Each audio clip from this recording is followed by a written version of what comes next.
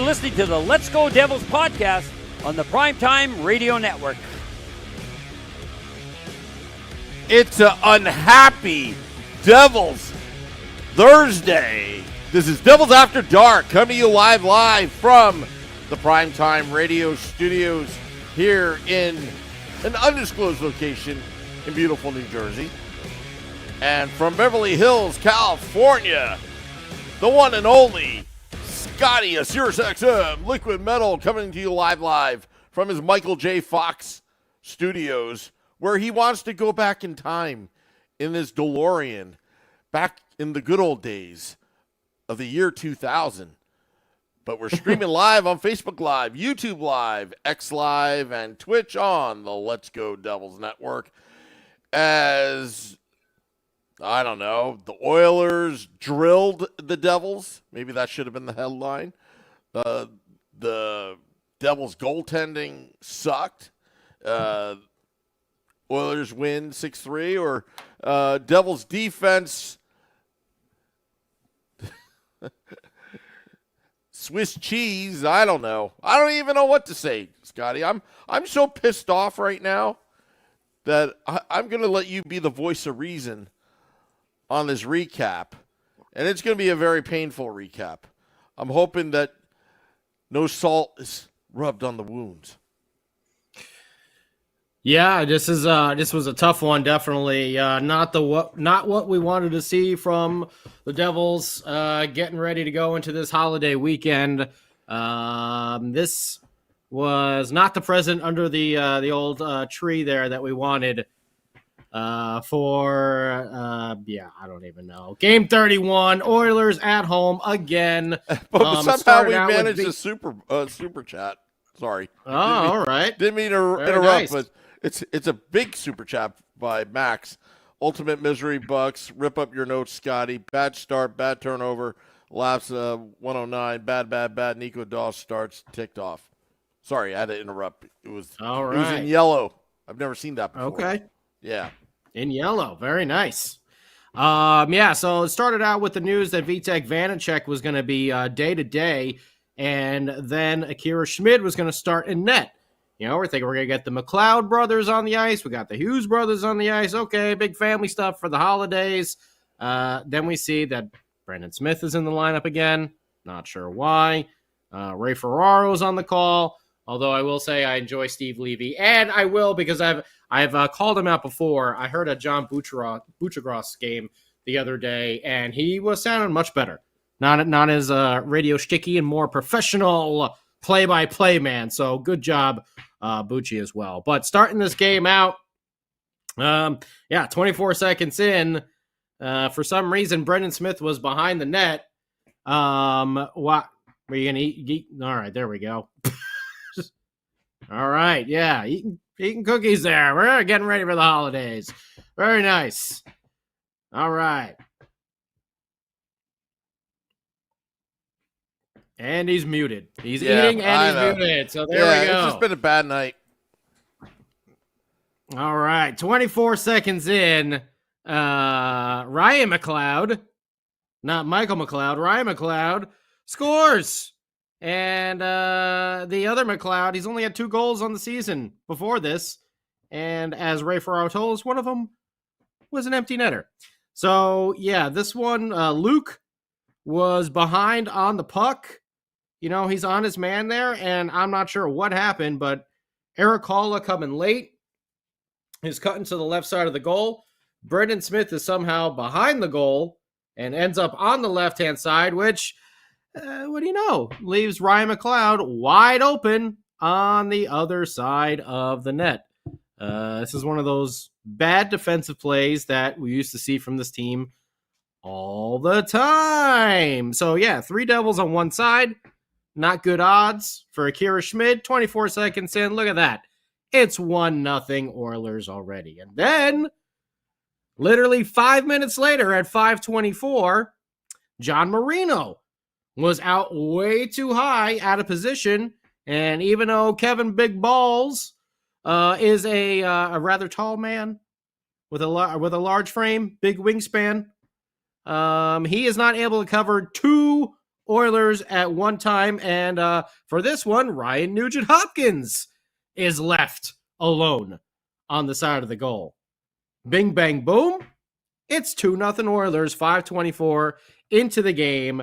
And Lindy Ruff has seen enough. And he decides to pull Akira Schmid. And Vitek Vanacek, apparently he went from day to day to hour. And that hour was cleared. And now he's going to be a net for the rest of the game. Thinking, okay, maybe this will spark the team. Akira Schmid didn't look...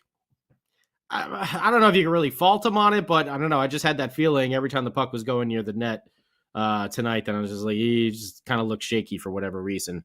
So Vitek Vanacek comes in. The Devils start to actually play a little bit better. They're halfway through.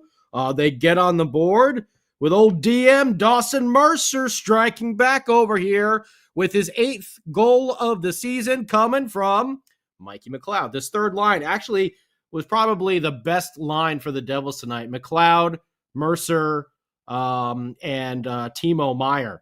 I think they figured in, one of those guys figured in on all 3 of the Devils' goals this evening. But an even strength goal for Dawson Mercer. Devils didn't get one power play this game either. The Devils on the rush, partial 3-on-2. McLeod kind of like lays a nice little pass kind of back and towards the side over there to Dawson Mercer. Timo Meier is setting up on the other wing for the big blast, but Dawson Mercer says, nah, this one's mine. Going to shoot it myself for a little holly jolly fun over here, and I'm going to put it past the goaltender for my 8th goal of the season by that man and Crew Brew. Dawson Mercer gets the Devils within 1 at 13:14 of the first period. And then Simone Nemec took a holding penalty.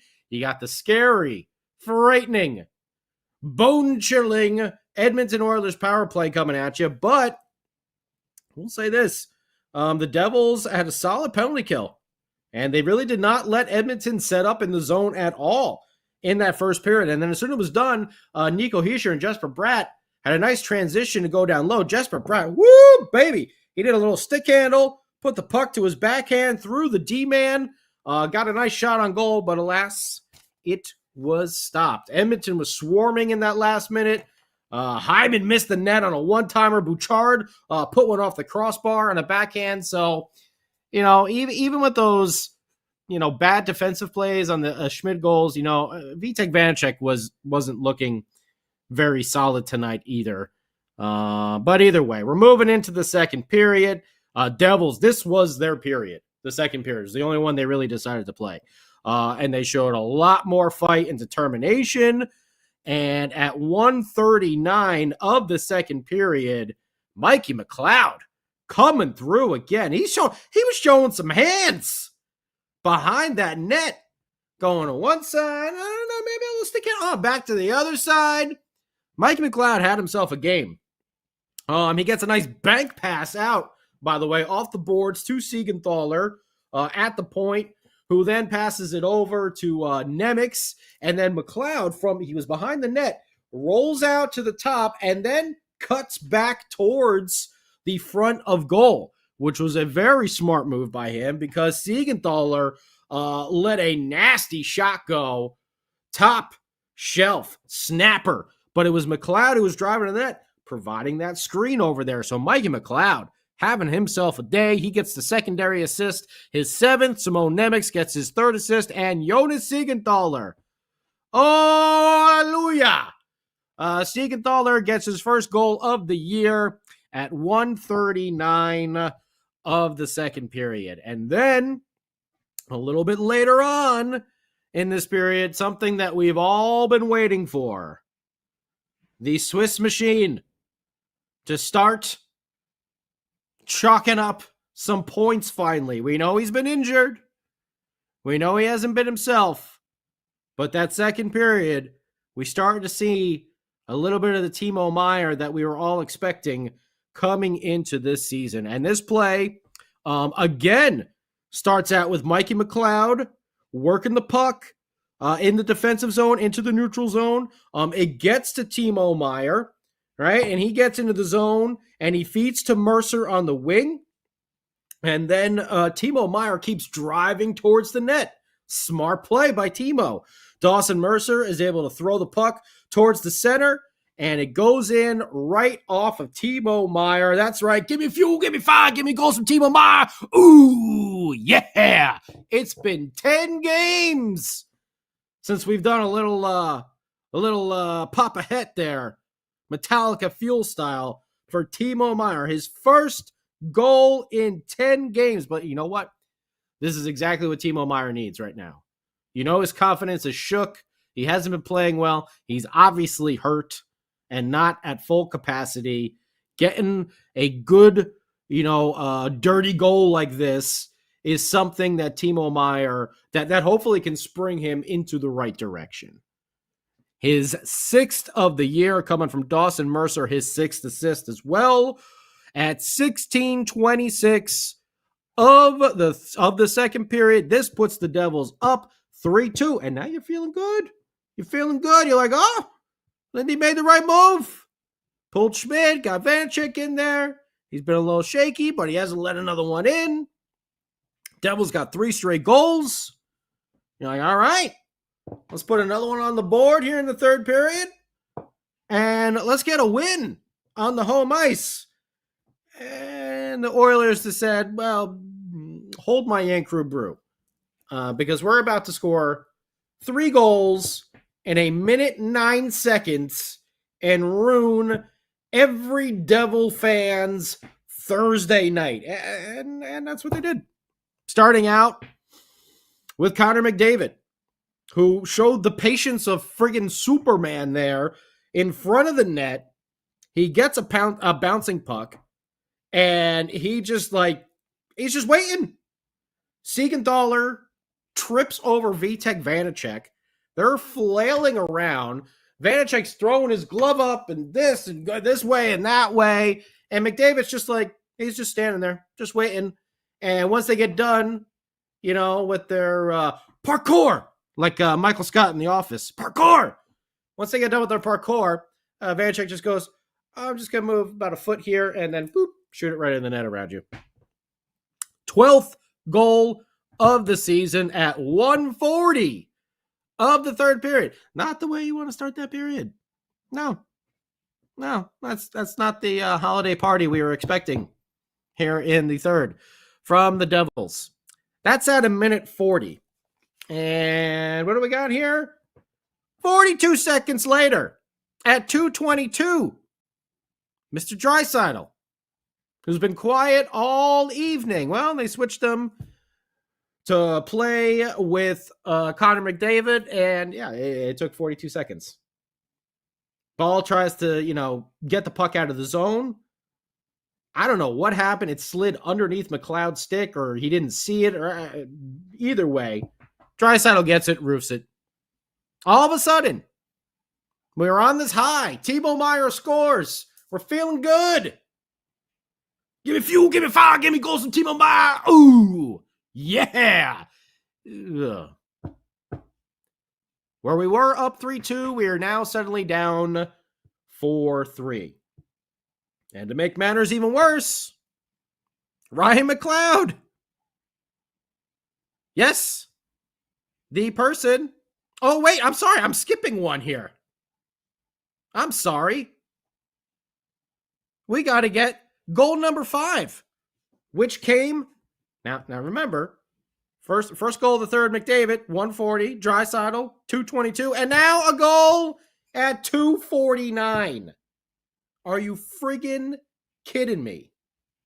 3 goals in a minute 9 seconds. Now all of a sudden it's 5-3.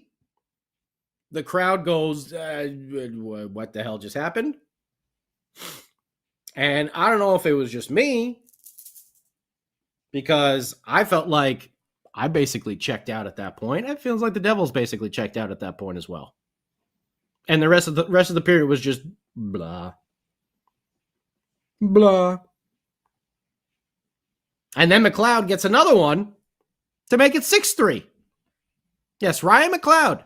2 goals on the entire season. One of them being an empty netter gets 2 tonight for the Oilers. 1 against Akira Schmid, 1 against Vitek Vanacek. Devils hear some boos. See a lot of fans leaving early. And yeah, when you're 6-8-2 on your home ice, that's not good. Defense was bad tonight. Goaltending was bad tonight.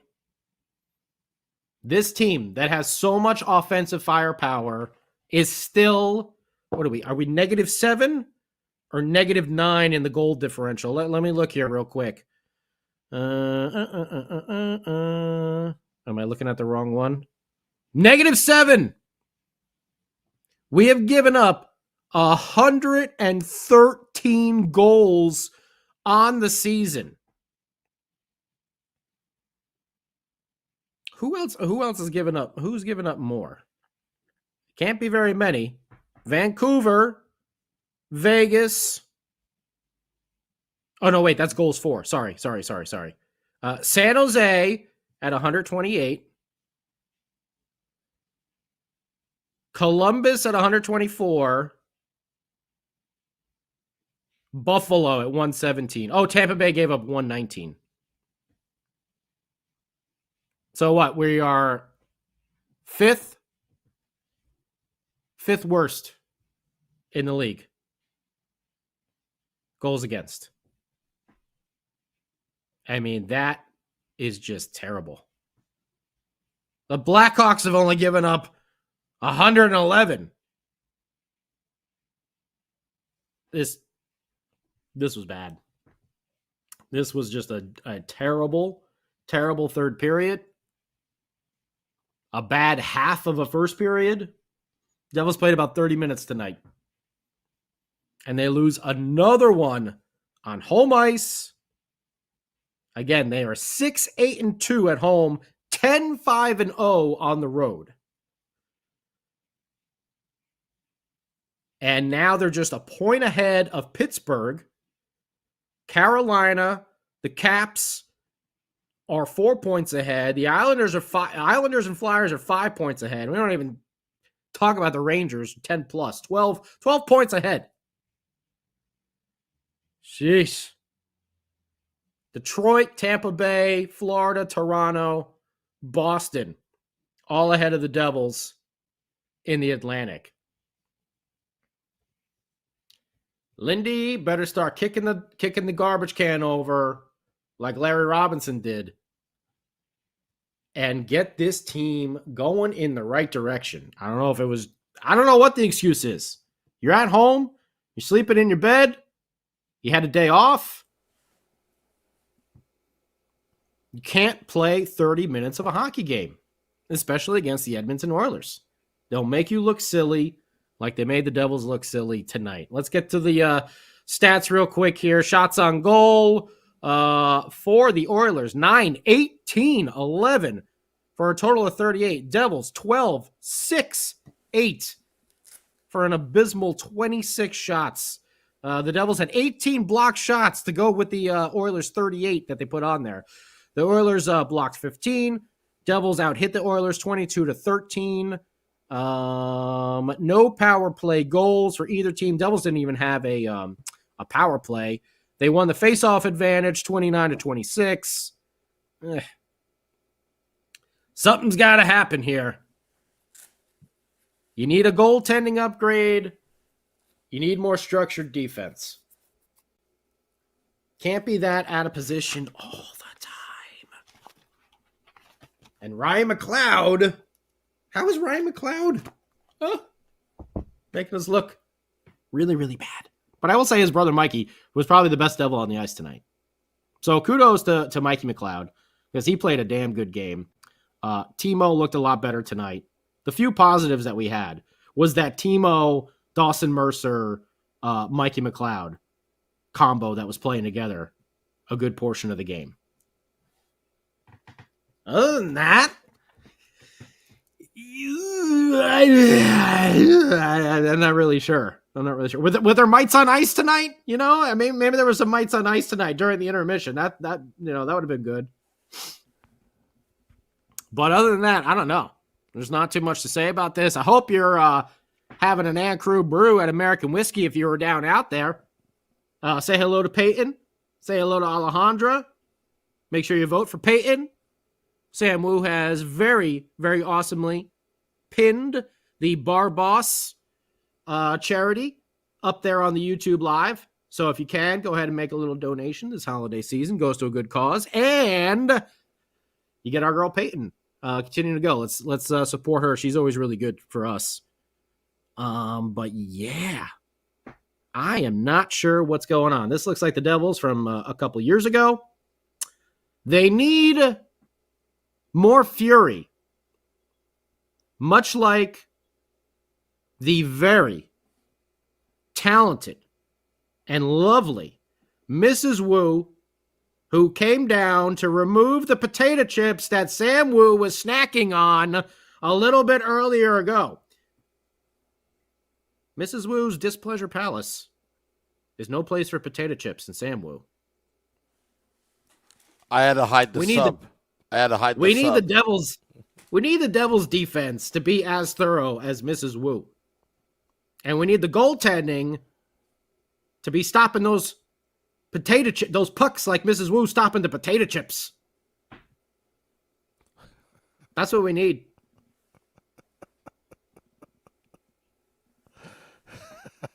Yeah, you made me laugh.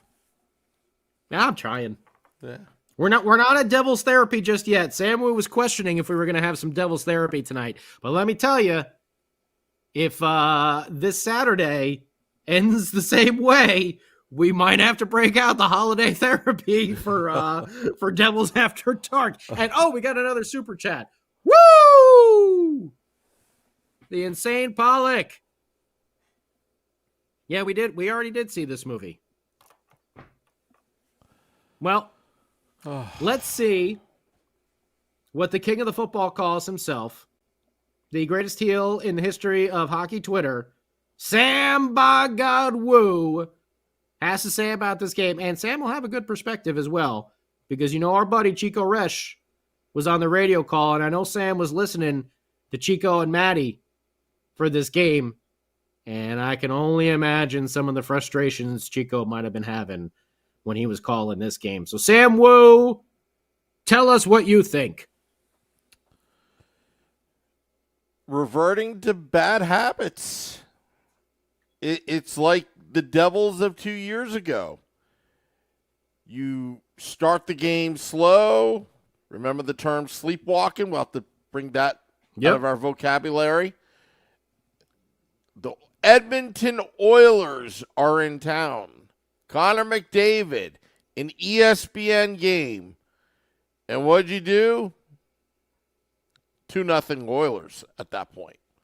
Right off the bat. So 5 minutes in. Yeah, and the first goal was like, I don't know, if you were had to go to the bathroom and then went back to your seat, you would have been pissed. No pun intended. Most of the people probably weren't even in their seats yet. They're probably trying to grab an Ann Crew brew, and they got the little wait, puck is in motion. They're probably sitting there waiting. Yep. And then, the Oilers score. Yeah. It's both goaltending and defense against a high-powered offense like the Edmonton Oilers, where you just cannot let off the gas pedal. That's exactly what happened. The first and third periods were just, the starts were just absolutely awful. It was like bam, bam, bam, just unanswered goals. And it was a seesaw battle. And the Devils, up 3-2, thinking you're confident. But I don't know about you, Scotty. I was worried how they would come out in the third period because what happened in the first period. That would they get too confident? Would they just get too relaxed? See, I thought, and by the way, thank you for almost the David Bowie reference there. Wham, bam, thank you, ma'am. I thought they were going to come out like a ball of fire in the third period. I thought they had gotten their legs after the second. The Timo Meier goal, juiced them up. They got a lead now, 3-2. We know they're the comeback kids. They got 10 comeback wins this year. We know they did that a lot last year as well. I really thought they were going to come out with a heater for the third. And, Jack Hughes, non-existent. Turned over the puck a couple times there. I don't know, Scotty. I mean, they're spending money, this franchise, on players. They kind of have the chips pretty much all the way in. Like, they've got their core group. They're going to build it. But you just gave Lindy Ruff, presumably,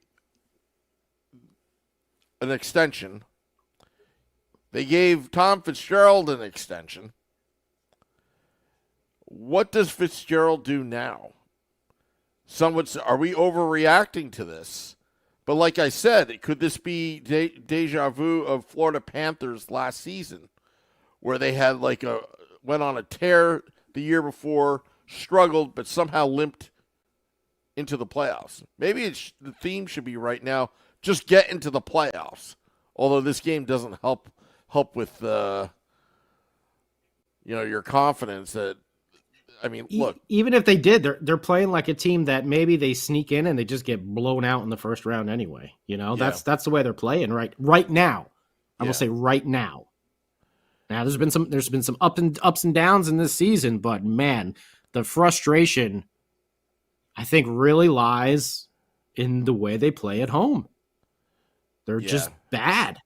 They are bad at home. 10-5 on the road. That's really good. You just kind of aim for 500 on the road. Yeah. Devils are now doubling that up. They're 6-8-2 at home. I'm going to make a suggestion here without even knowing what goes on behind the scenes, why they're bad at home. And I'm just going to I think they're bad at home because there's too many distractions. On the road, there aren't any distractions. You sit in your hotel room. Yeah, maybe you go a little sightseeing, do a little team bonding.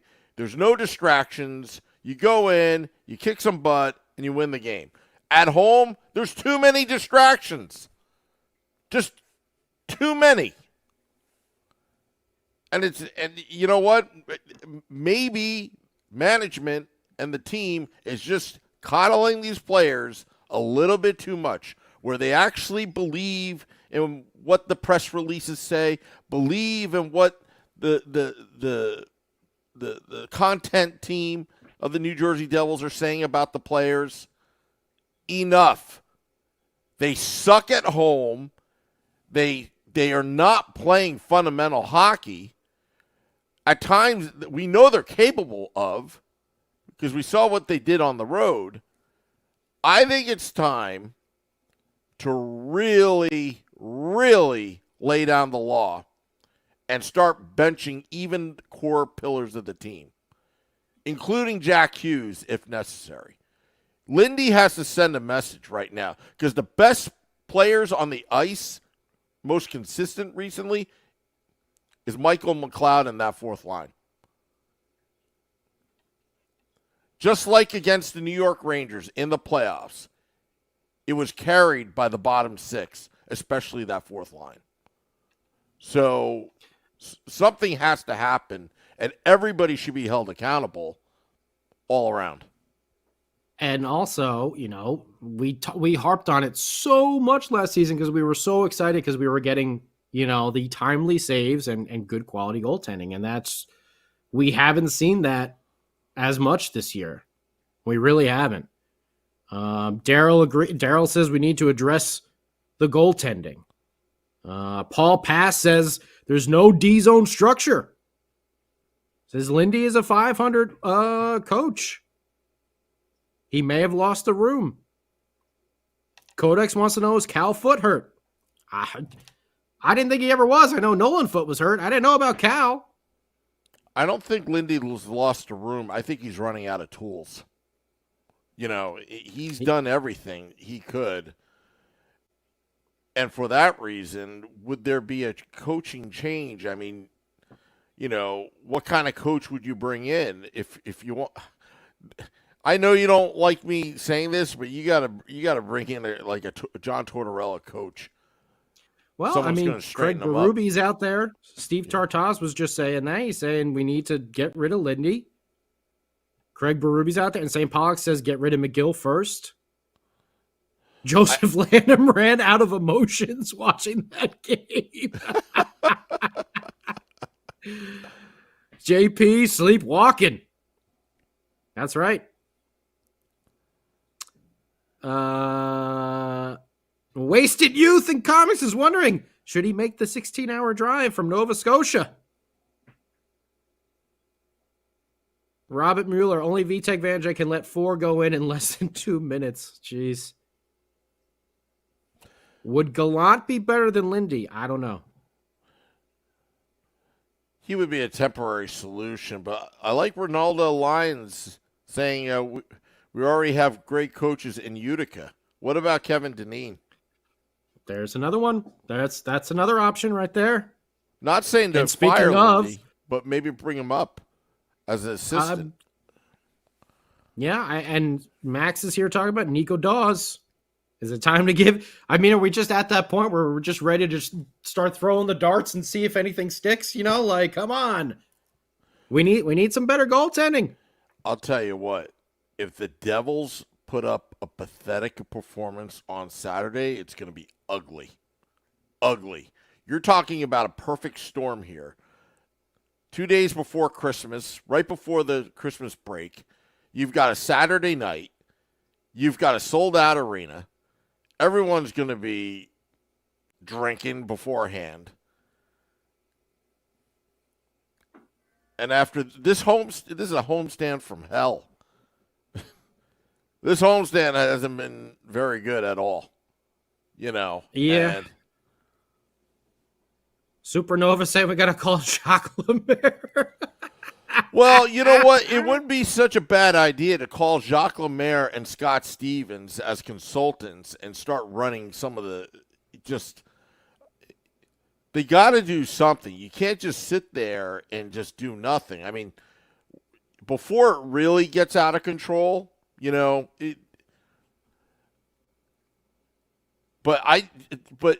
if you think about it, Scott, do you honestly believe if you trade for John Gibson and Tanev that it would really make a huge difference? I don't think so. I think it goes beyond that. I mean, listen, those first 2 goals tonight that Schmid gave up, I mean, McLeod was wide open and Nugent Hopkins, right? Was Nugent Hopkins? Was wide open. I mean, you can't be leaving guys like that uncovered. I mean, it's not responsible 200-foot hockey, which they need to do. JP saying they've gone back to the 2019 season. No, please, no. Keenan, what is this? Phelon. System, I don't detect one. Very nice. Ronaldo's bringing it up. Yeah, we may have $9 million.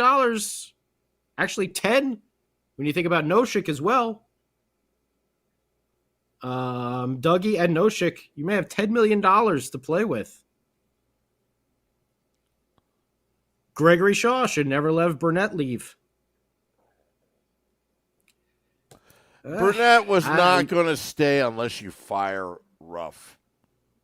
I think you had to give one him of those one of those situations where it was mutually beneficial to both the Devils and to Burnett to have that 1 year when Burnett really should have been the coach of the Florida Panthers. Again, hindsight's 20/20, but really, what are you going to do in that situation if you're Tom Fitzgerald? You've got a coach that was there since 2020. Oh, Max. Vitek Vanchek couldn't save money in 5 minutes by switching to Geico. How's he supposed to stop the puck out there on the ice? Oh, man. Oh, is that what it is, Robert? Sorry, I didn't see that. Oh, yeah, actually, I think I did hear about that. I totally forgot about that. Colin Miller. Hey, congratulations, Colin. Yeah. Something actually nice is his wife. They just had a baby. So congratulations to them. That's the highlight of my day. Yeah, that's basically, yeah. Yeah. Serves to clean up the sloppy play. Celluloid is actually questioning Fitzy. Woof. Smith is no longer as a 7. Nah, he's back to chicken fingers up in the 200s. That's what I think. A lot of people calling for Lindy. Nick Ross is doubting they'll make the playoffs. Man, I don't know. It's they gotta clean this up. Lindy Ruff needs to do something. Like I said, he needs to pull the Larry Robinson, kick the trash can over, and get ready. Because this team has got talent. We know they do. We've seen it. But they're just... I don't know what it is. Way too much inconsistency. Yeah. But when they go on the road, they seem to be fine. Yeah. Which is odd. So that tells me there's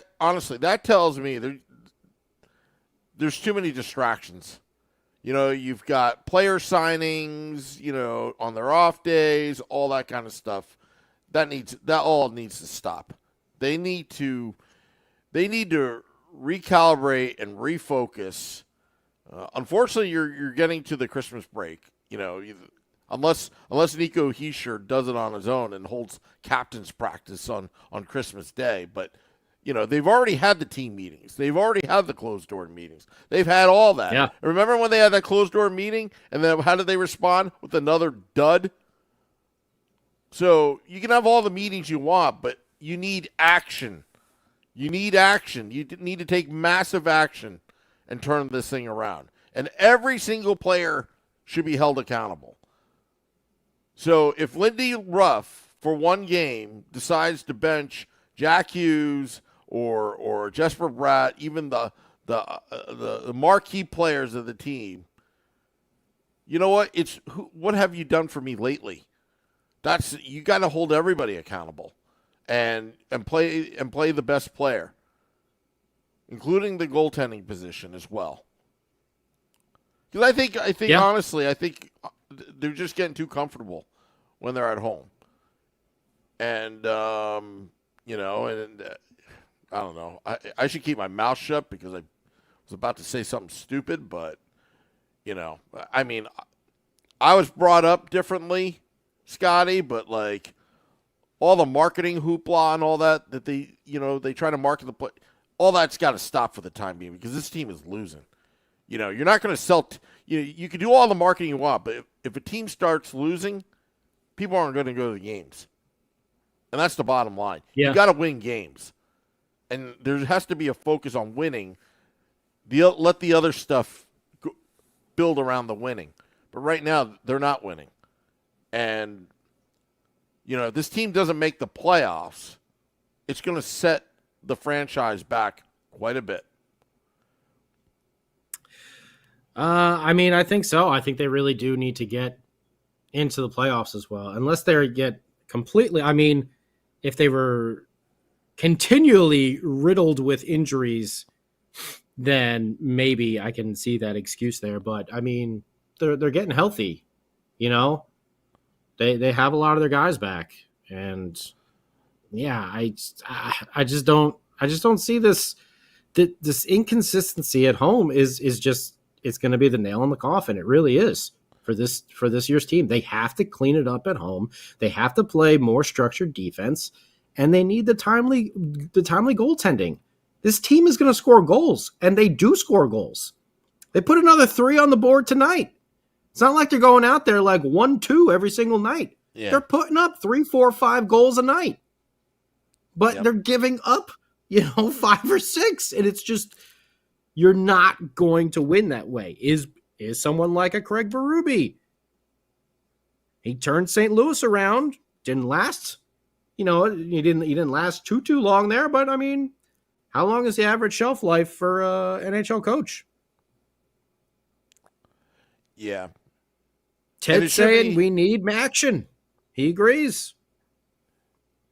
It should be interesting how long Tom Fitzgerald holds on to Lindy Ruff, because his mentor and predecessor held on to John Hines way too long, and that's Ray Shero. So, yeah, a message has to be sent. You're starting to see those line shuffles like we used to see the Hines lines, where every 10 minutes the lines were shuffled. You're starting to see Lindy do those things as well, which is just, I don't know. I get he's looking to spark the team, but is it too much? I'm not sure. Well, these games, when they lose, it's starting to get very predictable. Defense all over the place, no structure, leaving guys in front of the crease wide open. Goaltenders are getting shell-shocked, and they're not playing well because the defense in front of them is not playing well. Players are out of position. The support system is not consistently there. Sometimes things happen out on the ice, and then you've got a 2-on-1, 3-on-1 going the other way. Where's the support system? Who's not getting back? Are they taking too many risks? I don't know, Scotty. But this is what I do know is that they're not playing very well, and big changes are on the horizon.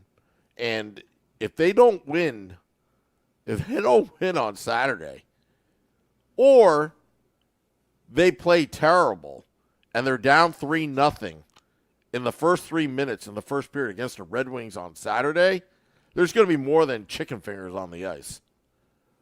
Oh, man.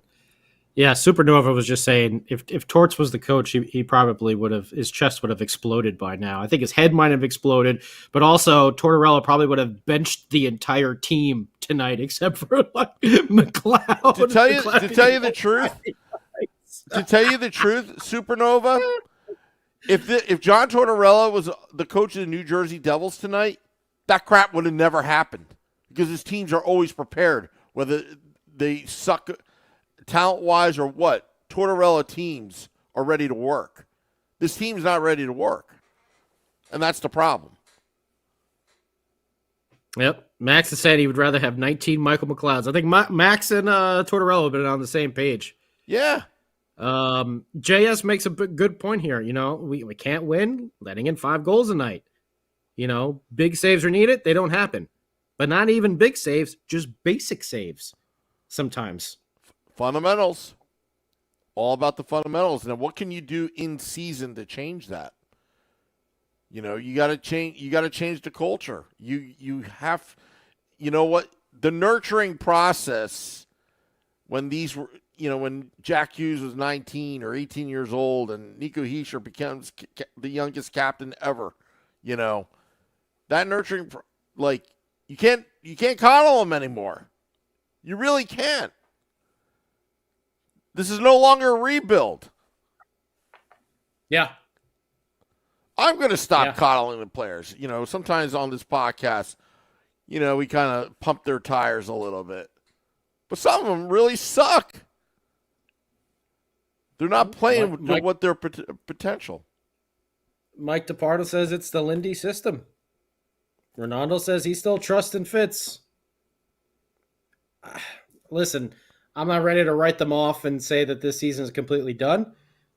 We saw this team struggle mightily last year during the same time of the season. If you recall, yours truly was calling for Lindy Ruff to be fired last New Year's. It was right at New Year's where I said, this is it. It's done. He's got to go.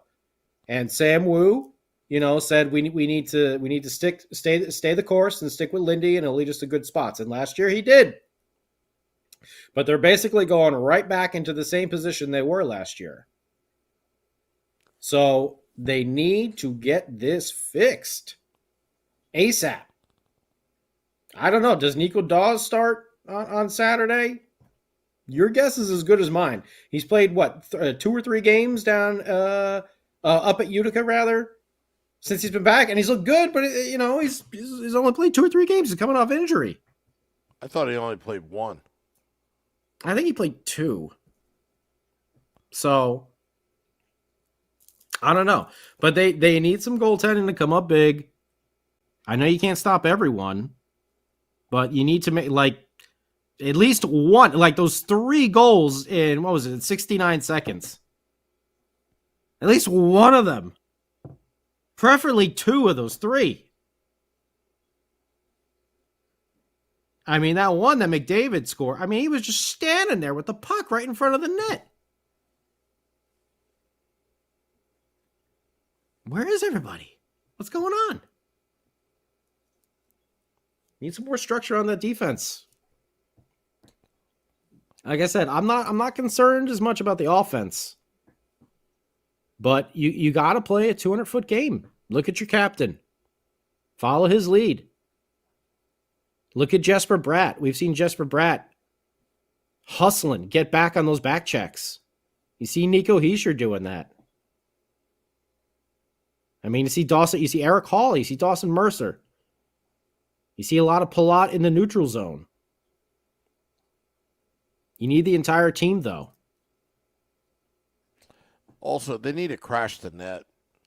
I think honestly, they've really become more of an East-West team instead of North-South. And look at how Timo scored tonight. Exactly. He was going to the net. It's not a hard concept. I think oftentimes the Devils, because they are so skilled and they are so smart at times, that they overthink it. But, hockey's a physically demanding sport. You have to be very gritty and go in front of that crease and pay the price. And it just seems like they're just trying to, outsmart their opponents, but not really, I'll give you an analogy. I'll give you a Rocky analogy. In Rocky IV, what did Rocky Balboa do? He just kept on going at the body. He just kept going and going and going, just chipping away, not trying to win the game or win the fight over one punch. You got to keep on jabbing and jabbing and jabbing. And this is what this team doesn't do that consistently. They always try to go for the knockout punch, but you got within the game, you got to work it. Yeah. Selecta says dirty goals get more wins than fancy goals. Survey. Hit the one in the middle. Hit the one in the middle. Right. Hit the one in the middle. I see 3 of them right now. Hit the one in the middle, Rock. A Kevin Ball football fumble call. Sorry. Hey, Rocky. Remember how I said, back there I wanted to be you? Forget it. Paulie. Thanks, Paulie. Paulie reminds me of Paul Marino, actually. Yeah, a little bit. Yeah. Totally different, two different people, but yeah, Man. Well, not the way we wanted to start maybe an early holiday, Festivus celebration over here. So if you're down in American whiskey, drowning some sorrows, please remember to take care of Peyton and Alejandra. Have yourself a nice Ann Crew brew. And we got to hope for a much, much better performance for these next 2 games. 2 more home games. 2 more home games after this. Who do we got Detroit on Saturday, and the BJs on Saturday, on Wednesday. and then next week. and then Columbus on Wednesday. And we have the roster freeze coming, so we know there's not going to be any moves to speak of for a little bit. But I think Fitzy's got to start analyzing. Does he think this team actually has a legitimate shot? Is it worth it to go and make a move right now? Or do they just ride it out? I'm not sure. With this team, they're so Jekyll and Hyde, and the inconsistencies, you really can't tell. Tonight, they played about 30 minutes of this game. When they play a 60-minute game, they're dominant. But tonight, they played 30 minutes. The defensive structure just went poof. And even though you can't pin all of those on the goaltenders, you still let up 6. 6. Yeah. Not good. Not good. No bueno. But either way, it's the good thing about hockey. They're going to be back at it, like we said. Is that Saturday night or Saturday afternoon? Saturday night. Saturday night. All right. Like Saturday, I told you. Saturday. It'll be our Happy Festivus podcast at American Whiskey. Short Sky, myself, and Beer Baron will all be there live on location. Excellent. At American Whiskey. Drinking Ann Crew brews and also airing out our grievances. Thank you, Ronaldo, for the super chat. Woohoo! Yeah, I mean, if they play like this again, I think we might have to have a little therapy session afterwards. So let's hope that they put it together. Whatever they got to do, whether it's a Lindy, yelling spree, or if it's another players only meeting, I'm not really sure. I think he needs to go opposite. Instead of yelling, he should give them the silent treatment, and it's just holding them accountable, not dressing certain players. Gonna make them do sprints out there on the ice for practice? I mean, maybe they have to. That's right, Joseph. Saturday. Benny in the Facebook Live says I should be behind the bench. Oh, boy. I don't know about that. I'd be a great coach behind the bench. Oh, yeah? Yeah. As long as none of the players are Damon Severson, maybe.